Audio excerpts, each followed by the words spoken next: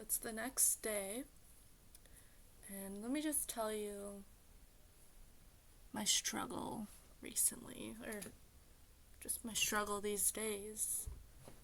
I feel like it has been weeks of this.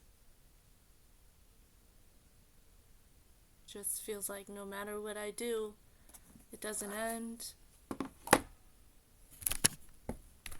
I don't know. I don't know anymore. So, yesterday I went to the fair with my parents and we had a good time. Like, we communicated well, we vibed well, we read each other well, except for like one instance. I was like, I want to get one food item to go. Like, I didn't really choose what we got.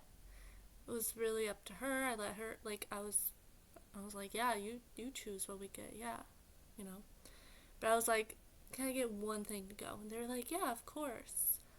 And I spotted this like steak hut thing stand. Um, by the way, this fair, it's literally like all food vendors, and then at the very end are like some rides, like like Ferris wheel and typical fair rides. But it's like four rows that are like a quarter of a mile long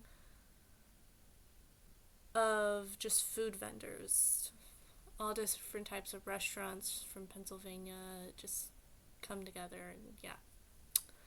So, anyways, on the way out, well, we were like heading out, um, and we were like halfway along, and my mom said that I could choose somewhere. She's like, and then like me and her, both of our eyes, both spotted this steak stand, like I said, and she just went for it, and before I could even say like, yeah, like I see it too, like I want that too. Um, and then the guy was like, here's a sample, and nobody was offering samples. That was like, so it was like, oh my gosh, like steak, we get this steak for a sample. It was like beef tips, and it was really good. It was really good. So we were like, yeah, we want this. And I forget how much just the beef tips were. Probably like $8 for like a little thing, like a serving size. And then, but then he said, "Oh, for $20, you get all four. You get like, there were like four four food items. There was a steak, mashed potatoes, mushrooms, and then like vegetables, all for $20." And like, I wanted something to go. They were all like, and the steak was really good. So I was like, "Ooh, we should do that." They're like, "No." I was like, "Mom, we should do that." She's like, "Nah." I'm like, "Okay, I thought I could pick a place to eat. That sounds like a good deal, but never mind." So they just got the steak. I'm just like, I was just frustrated because you can you understand why I'd be frustrated a little bit, just a little frustrated, because I'm just like, okay, I guess I'll choose somewhere else. And so I was just like walking along, and my mom was like, "Oh, look at that, Lauren! Look at that, Lauren!" I'm like, "Yeah." Trying to think about like, okay, like I don't know. And then she was like, "Are you gonna choose somewhere to eat? Are you gonna choose somewhere to eat? Where do you want to eat?" I'm like, "I don't know yet." And then she's like, "Why are you mad?" I'm like, actually, she didn't say that. She was just like, "Okay." And then I was just like, just back at the steak place, like, I was down to get that deal. So I'm just like a little confused, like, so I'm just a little like taken aback which is why I'm not like enthusiastic about telling you what I'm interested in or something, blah blah blah. And then mom right away was like, see, I told you, Eric, I told you, to my dad. She's like, I told you. I'm like, and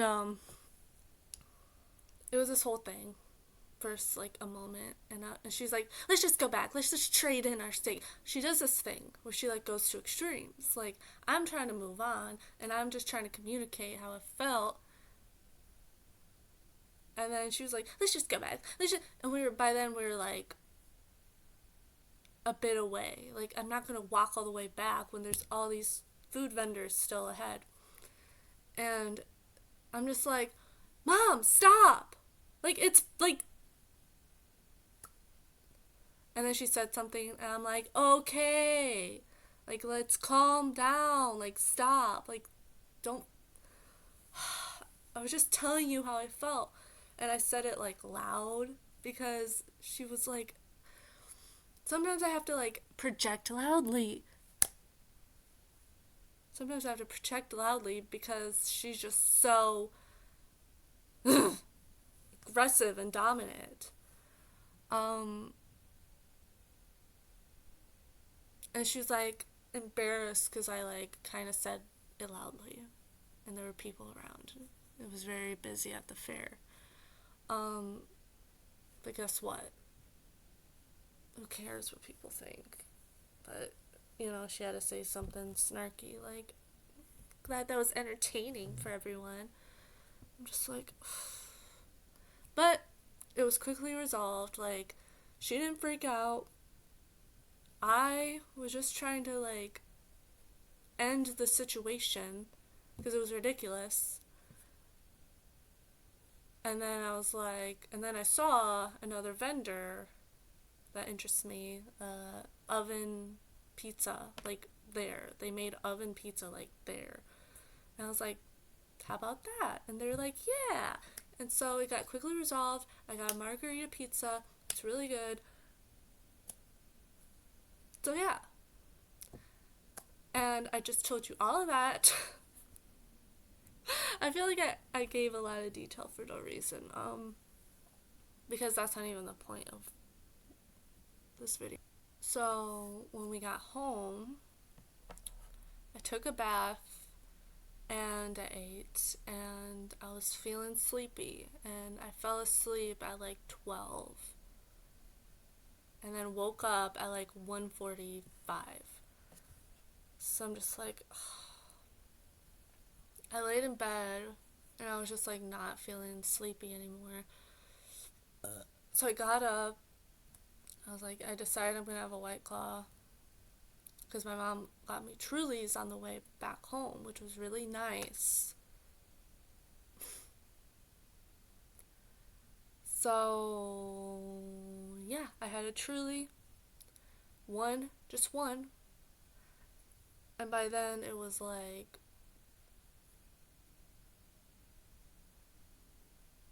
4 a.m., like 5 a.m., 6 a.m. when I finished, and then when I finished the Truly, and then I was like, I'm gonna eat a snack. I'm not hungry right now, but I'm gonna eat a snack.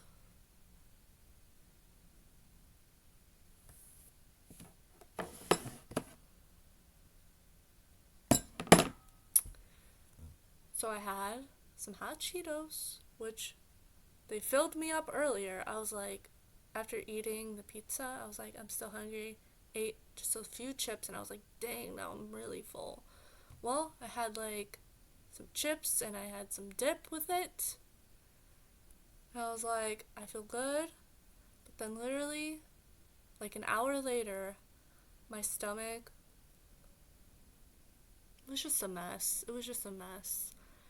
Like, been this thing happening where like when I try to fall asleep, I get really hungry. My stomach is like on the verge of like growling. It's like I like am anticipating any second for it to growl, and it's ridiculous. It's absolutely ridiculous. Like, oh, body, you want to act like food is repulsive during the day. You want to act like food is repulsive. You have to drink water with every sip, otherwise, swallowing food makes you want to gag. But as soon as I hit my head on the pillow and take a melatonin, you're like, oh my gosh, I haven't eaten that much today. Ooh. Let's go eat a full course meal. Oh, but then when I do eat before I go to sleep, like right before I go to sleep, when I fill up, you wanna have acid reflux, and you wanna have food come up, and you don't want to push it down. It's just ridiculous. Not only did I have to deal with that, but I had a song from Hairspray, the musical, stuck in my head, like, so strongly. And the reason why I told that story at the beginning was because also my mind was playing back like moments from the fair. Just like images of like everything I saw, every small interaction I had with a stranger. And it was just like this doom, anxiety feeling with everything. Like about the beef tips thing. And I was like, dude, I had a good time with my parents. Like, it was chill. Like, they weren't annoying. They paid for a lot of things for me. Like, I have no reason to feel this way. But lo and behold, my mind will play back images of the drive in the car and will imagine me driving and how scary the roads are here, and just like, oh, what if you fell off the mountain? What if you crashed into like a tree? What if you crashed into a hill? What if you fell off the mountain? And it'll play like vivid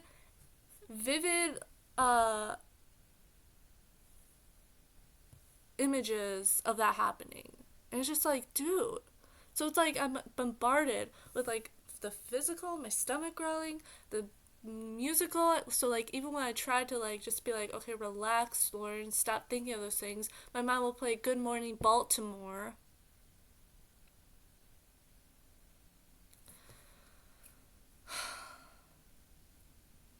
So yeah, I was just like, dude, I'm trying to do the right thing. So finally, like after just like meditation and just like prayer and just like focusing and just like so much like battling, I finally fell asleep. And guess what? I fell asleep and slept until 4. So it's just like, I can't win. Like I'm trying to just like, I'm just such a mess, dude. I'm such a mess.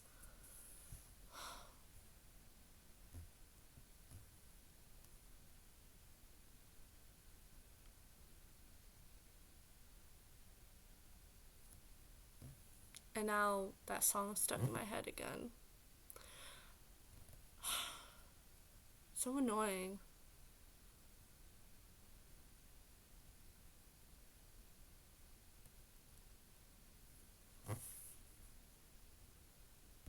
And I asked God, I'm like, what is the point of all this? Like, I ask you to help me with these things, and you might help for a second, but it doesn't fix anything. You're not fixing anything. I need you to fix something. Something. Just one of these things. I tried doing the right thing. I'm cutting back on the alcohol. I'm trying to go to sleep at a decent schedule so I can be responsible and get a job and do your works. But I'm in a losing battle, God. I can't do this on my own. I can't do this on my own. I never thought I could do this on my own. I need you. I need you.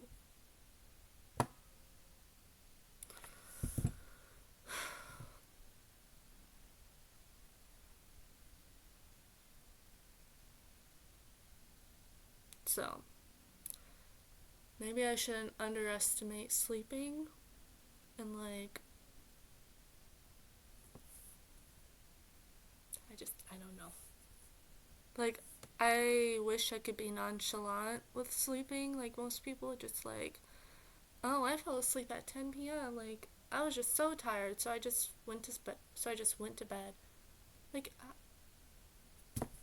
you are so blessed. You are so blessed.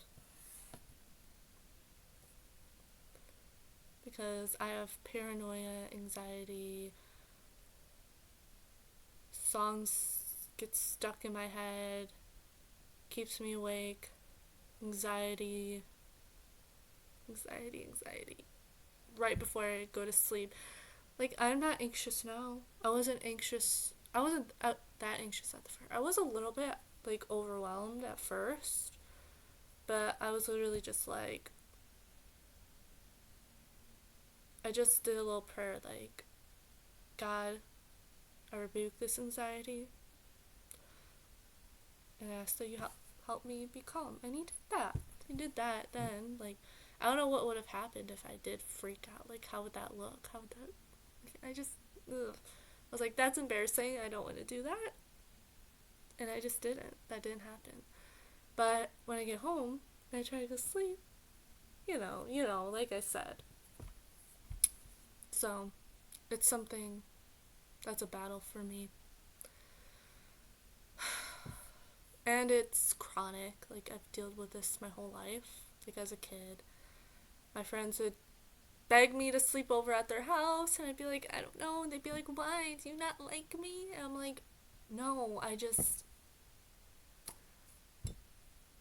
like, how do I explain to you as, like, a 10-year-old about insomnia when I don't even know what the word is yet?